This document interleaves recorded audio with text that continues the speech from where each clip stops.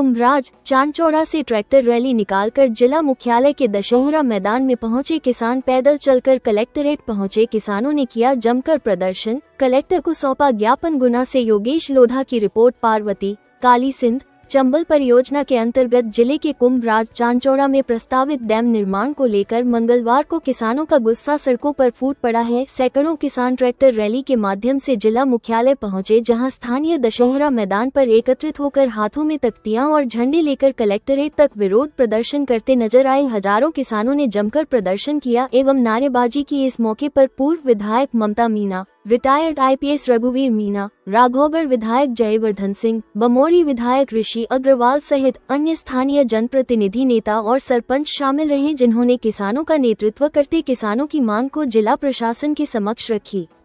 किसानों का कहना है कि डैम बनने से उनकी उपजाऊ जमीन डूब क्षेत्र में आ जाएगी, जिससे उनकी रोजी रोटी पर संकट खड़ा हो जाएगा। किसानों ने प्रशासन पर उपेक्षा का आरोप लगाते हुए कहा कि बिना सहमति और उचित मुआवजा दिए सरकार उनकी जमीन छीनने का काम कर रही है। नाराज किसानों ने मुख्यालय पर पहुंचकर नारेबाजी की और कलेक्टर के नाम ज्ञापन सौंपा।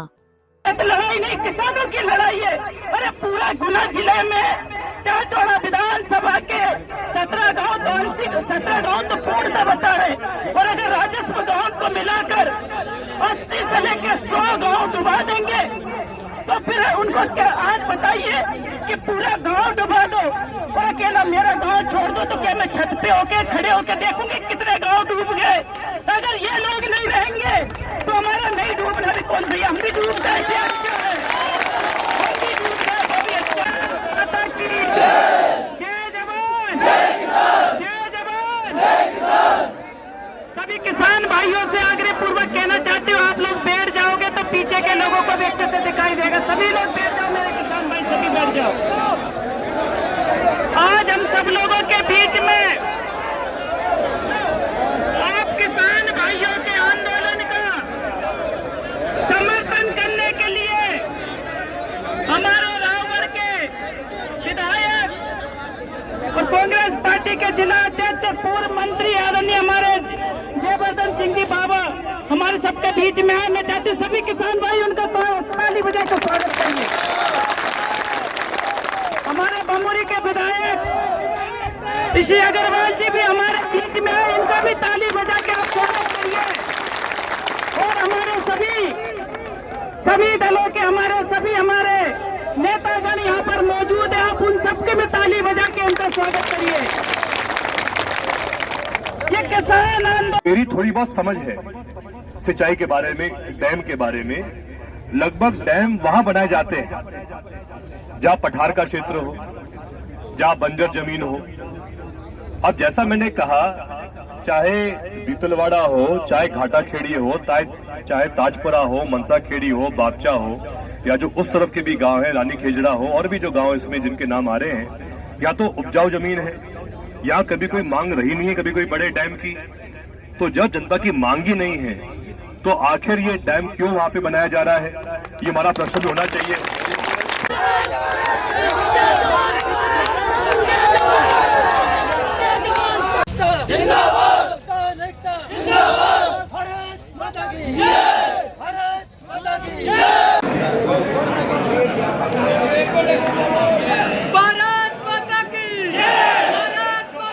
जानकारी के अनुसार इस बांध की ऊंचाई 30 मीटर और क्षमता लगभग 400 MCM है। इतने बड़े बांध के निर्माण से दर्जनों गांव पूर्णतः डूब में चले जाएंगे तथा सैकड़ों गांव डूब क्षेत्र में आ जाएंगे। इस संदर्भ में हम आपका ध्यान इस ओर आकर्षित करना चाहते हैं कि डूब क्षेत्र में सम्मिलित अधिकांश भूमि अत्यंत उपजाऊ एवं पूर्णतः संचित है। विकास के नाम पर हजारों किसानों की पुश्तैनी भूमि और आवास से बेदखल करना क्या न्याय संगत नहीं, क्या न्याय संगत है? जो हमारा इरिगेशन डिपार्टमेंट है उनके अधिकारियों को बोला है कि जगह जगह पर कैंप लगाकर वसूली है। वो एक वसूली का बना भी है, वो कुछ बनाए भी है डिटेल में। वो आप में से कुछ लोगों को पंचायतों के या गाँव के जो अफेक्टेड हो रहे हैं बुलाएंगे भी एक विस्तृत आपके सामने प्रस्तुतिकरण भी करेंगे। इसका कितना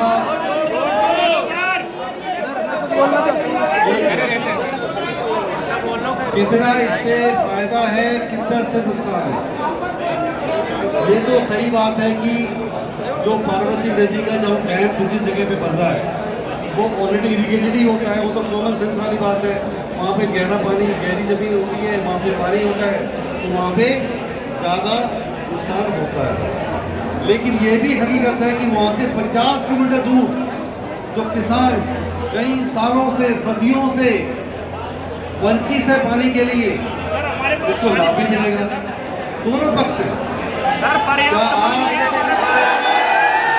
किसानों की खून पसीने की कमाई की उन जमीनों को, उन गांव को क्यों बर्बाद किया जा रहा है? राजस्थान के पीछे, एक बंजर भूमि के पीछे हमारी सिंचित भूमि को डुबाया जा रहा।